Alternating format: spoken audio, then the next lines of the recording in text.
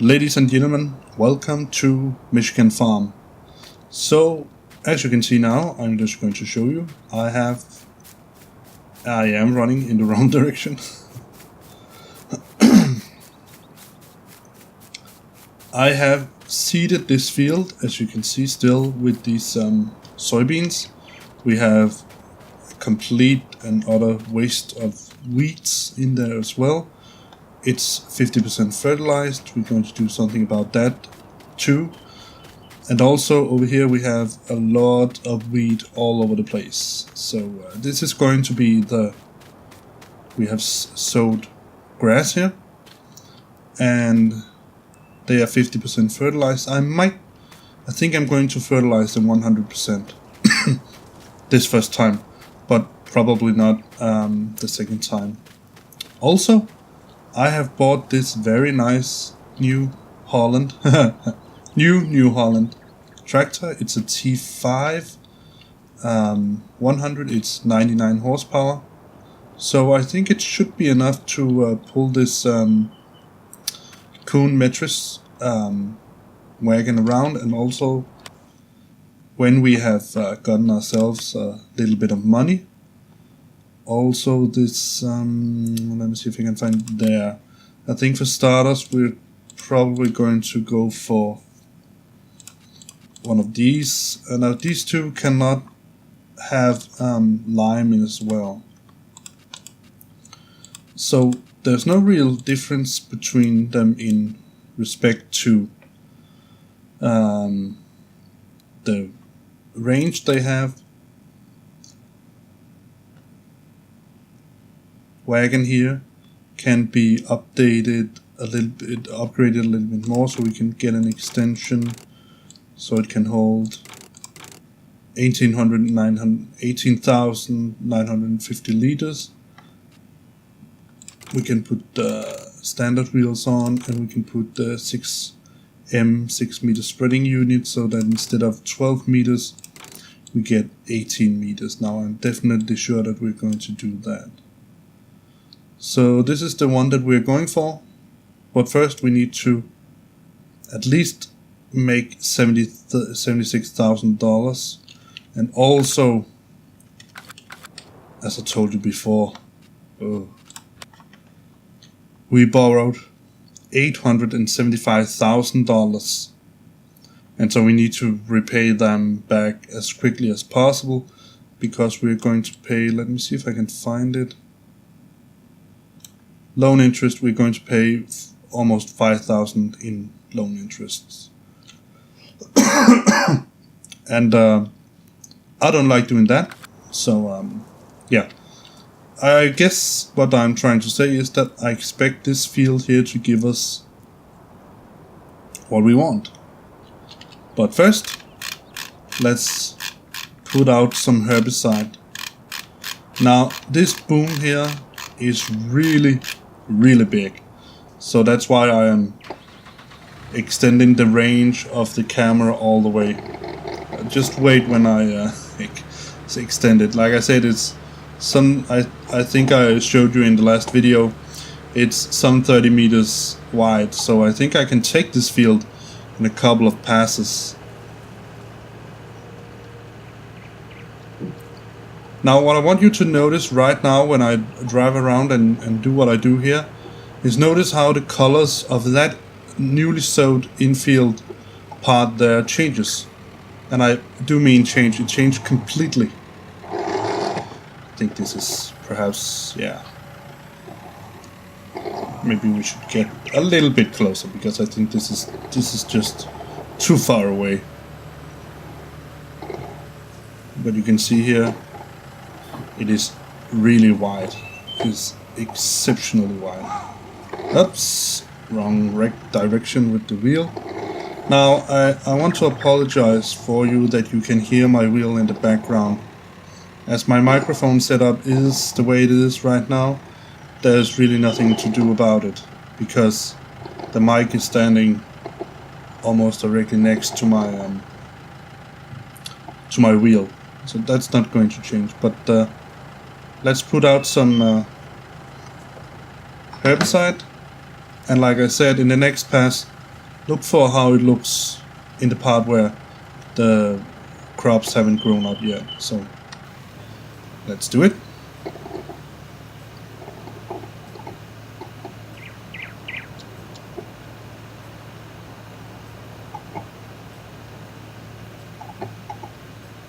The problem with this really wide, I'm just going to see if I can, no I can't take it down, turn off, no, it's okay. But the problem with this really extremely big boom is that I have actually absolutely no idea, sorry, that was not what I was trying to say. The problem with this big boom is that it fills out, as you can see, almost the entire screen. So it is actually a bit hard to see where it ends and where it starts. But I can just barely get it within my field of view on the screen. And again, I'm sort of using the degrees down in the bottom of the screen to sort of get an idea of if I'm going in the right direction.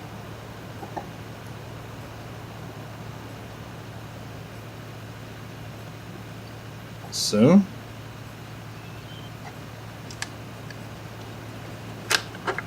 here comes the train.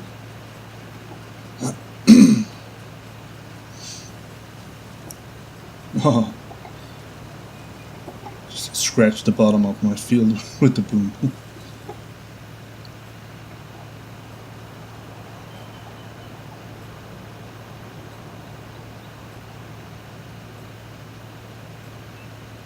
I do hope that I don't have to do any headland passes. I might have to do, yeah, I do. Or maybe I should just leave it as it is. It's not really that big of a deal. Now the problem is now that I have very little idea of where I started and where I've ended. Now, of course, like I said, this is a bit of special circumstances because now, some of the crops here has grown and some of them have not, because of the increase in time. I skipped time in the last episode. So, but let's now I'm going to go forward, and I need you to look for that little part of the field here. I can't point obviously, but in the top right corner. Notice how the shade of the field color changes. That means that I've changed the state, and that means that when we have done this, I can fill this sprayer up with liquid fertilizer and do it all over again. So take a look at it.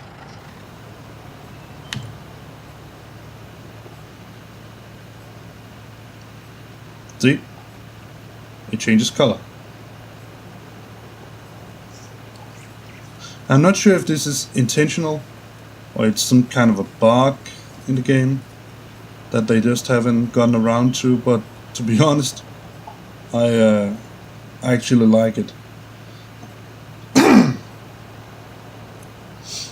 Because it means that I can get all of these things done in one stroke instead of have to doing it in several. But I'm going to speed up this process a little bit, and then I'm going to get back to you when I'm done. So see you in a bit.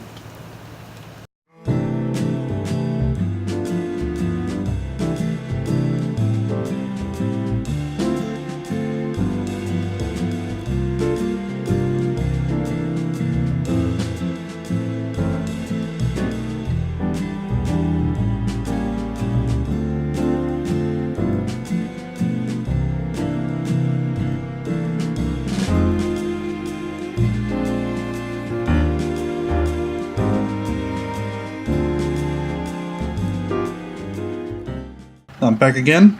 I just had to go and tuck in my little baby girl a little bit extra.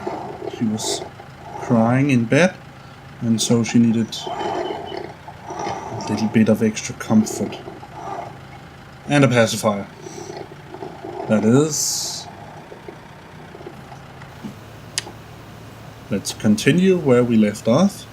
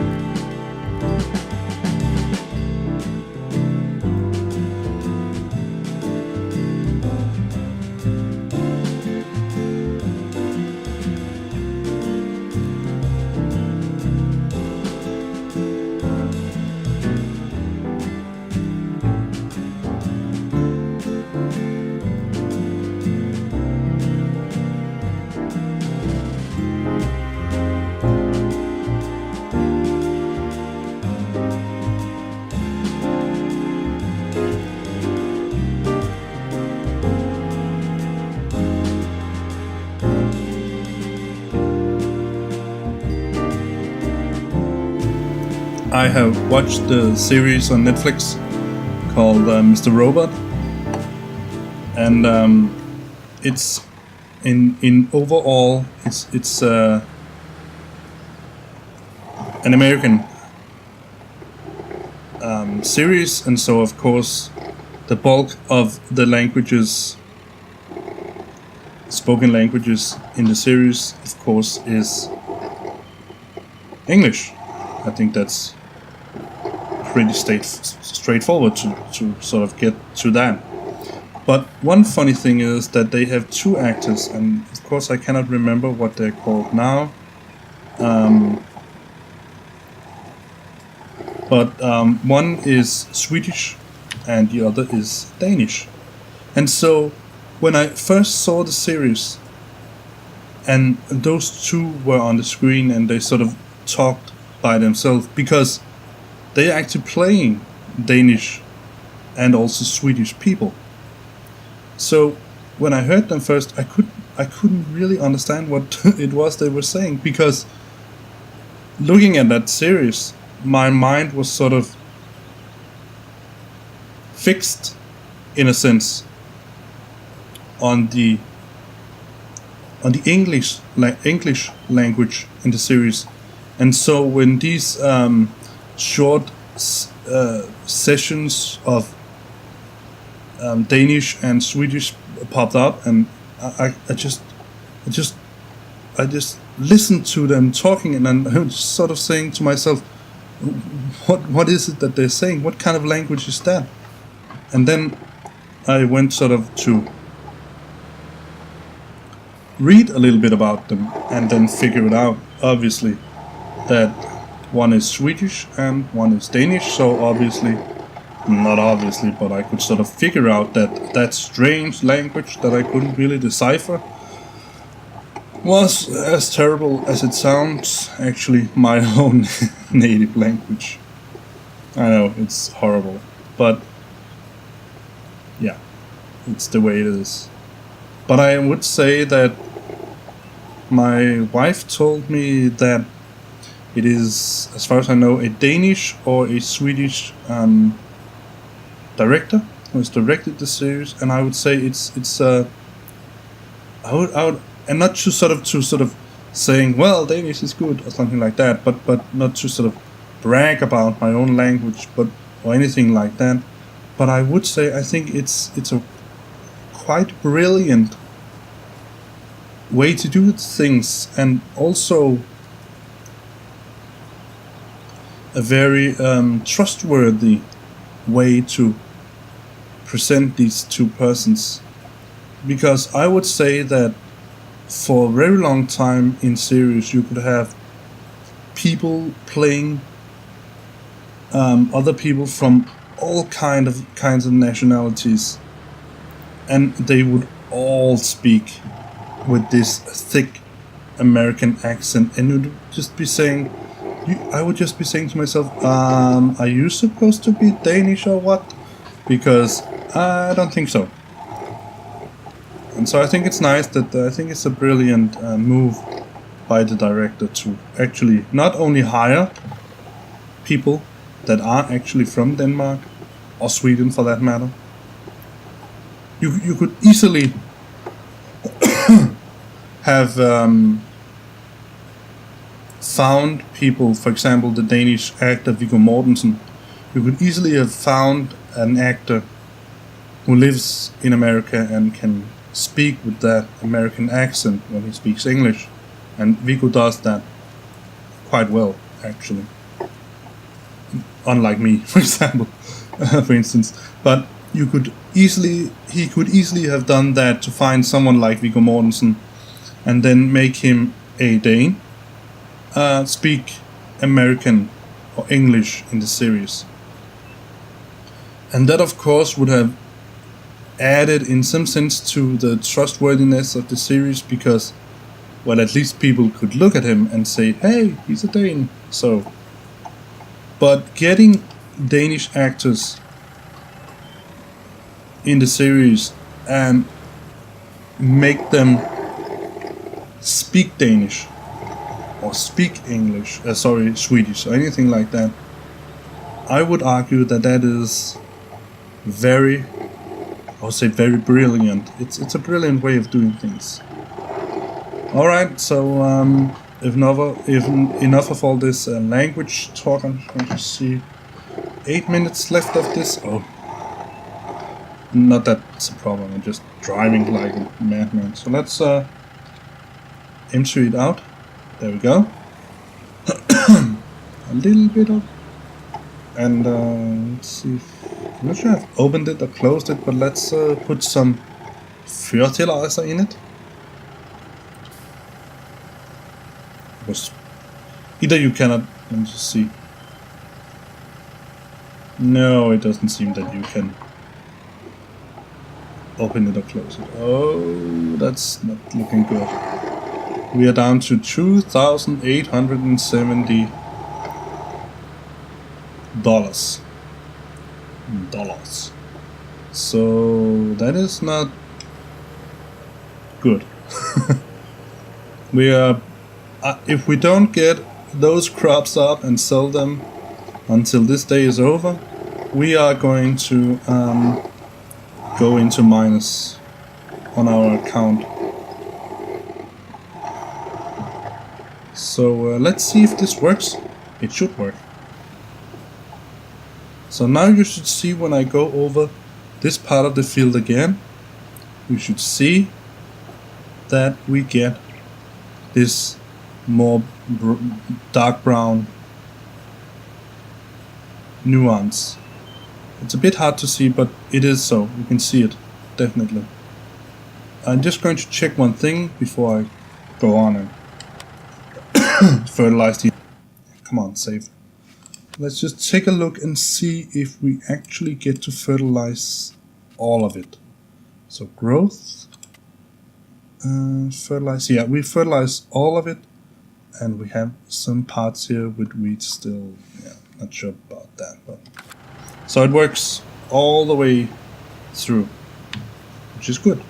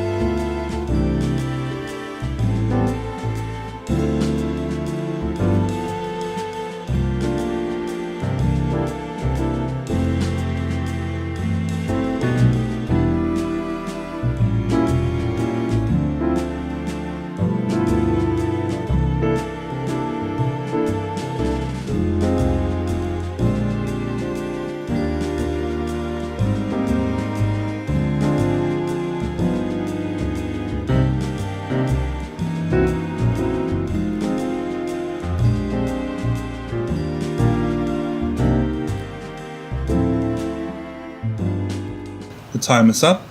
This episode is just about 30 minutes long, maybe a little bit less, maybe a little bit more. I can cut and edit some things, but that doesn't change the fact that I will take my leave of you now. So ladies and gentlemen, thank you for watching. I hope that you have enjoyed this episode on the big farm here at Michigan. One last thing I need to show you just now.